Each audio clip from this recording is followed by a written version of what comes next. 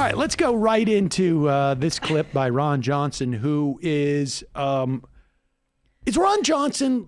Does Ron Johnson have some type of polling information that suggests there is a huge cohort of Wisconsin voters who are looking for the dumbest man alive to be our senator? Is that what's going on here? It's probably fundraising information, I would guess.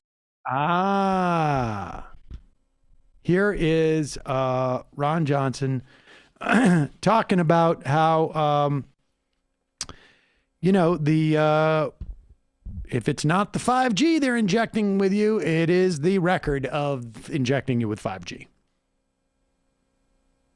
Well, what happens when there is no way to sustain COVID as a control mechanism? Climate emergency is what we're going to face next as an argument to keep us locked down. Travel restrictions, of course, they'll try to keep the patina of COVID on that. But climate emergency is the next step to locking Americans down and controlling them. I just want everybody to think about this. The Vicky McKenna show.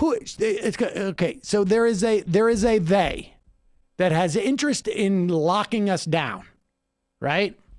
Says Vicky McKenna.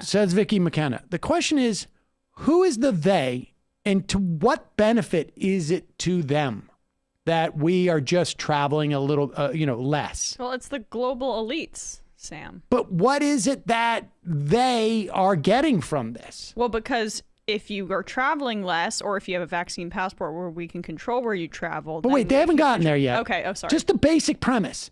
She says they are using COVID as a way of, controlling us. And now they're going to use something else to control. But what is the benefit? Like, why are they, is this like a bet that two of the global elite made in the men's room?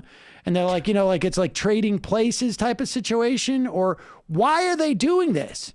And if it's just those billionaires who, for wealth inequality, why isn't the next thing you say, we need to have a wealth tax here and expropriate every dollar they made over the past year? They want to keep us all docile so that we don't see what's really going on, which is that they're, obviously eating children and drinking their blood. That's the weird part. It's just it's just they blow by that, wait, why are they doing this?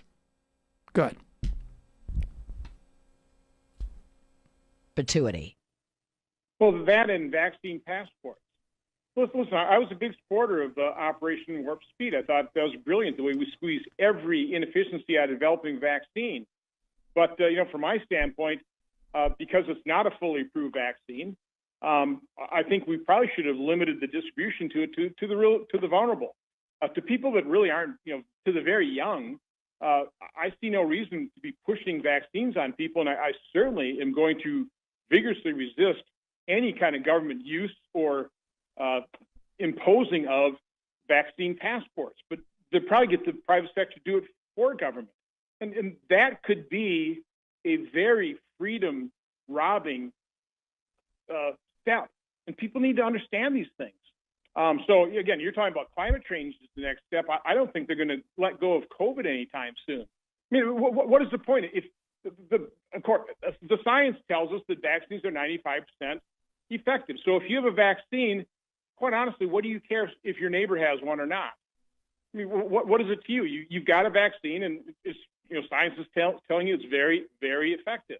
So why is this big push to make sure everybody gets a vaccine, and to the point where you better impose it? You're going to shame people. You're going to force them to carry a card to prove that they've been vaccinated so they can participate in society. I'm getting highly suspicious of what's happening here. I wonder if he has the same suspicions about children who, and we should say, there is no vaccination that is approved for any children under the age of 16. But the fact is that if you want to send your kid to school, kindergarten, public school, you need to provide for the school a card that says your kids have been vaccinated against a couple of very highly transmittable diseases so that the other kids don't get it. Because it's 95% safe. And in fact, there was a story of in a nursing home recently. Where was that nursing home, Brendan? Do you remember Kentucky. that? Kentucky, where the vast majority of people, all the nursing home, the people living in the nursing home, residents, had been vaccinated, but some of the caretakers were not. Some of the people working there, and one came in, had a variant. A lot of the people got COVID. Most of them, the nursing home residents, were fine. They didn't even show symptoms. One died who had been vaccinated. Now, these are older people. They're going to be more susceptible. They were probably in very close contact an extended period of time. This guy who had it was probably a super spreader type. They can't quite figure out why some people spread it really efficiently and others don't. But the idea that like they're out there saying, why do people need to get vaccinated? Because you need to achieve a certain amount of herd immunity if you want to wipe out the virus in the context of the United States and prevent it from metastasizing and creating new variants. I mean, it's not that hard. Brendan's saying that apparently Ron Johnson still hasn't gotten the vaccine, so his defensiveness is personal here, obviously. But I mean, part of what conservatives wanted at the start of the pandemic was herd immunity.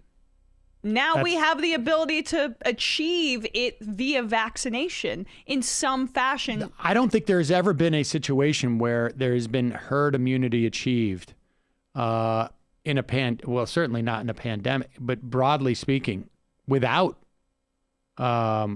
vaccination. So there you go, dude. I mean, which one do you want? Does he want essentially... Does he feel that there shouldn't be, that you shouldn't allow restaurants and stores to have like a no shoes, no shirt type of situation?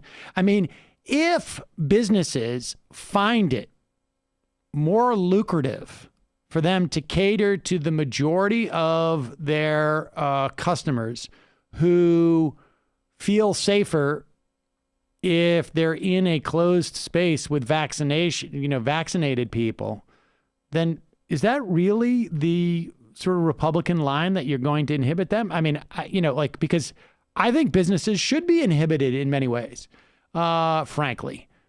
But that seems to be an odd take by Ron Johnson, that you're not going to allow businesses to sort of require,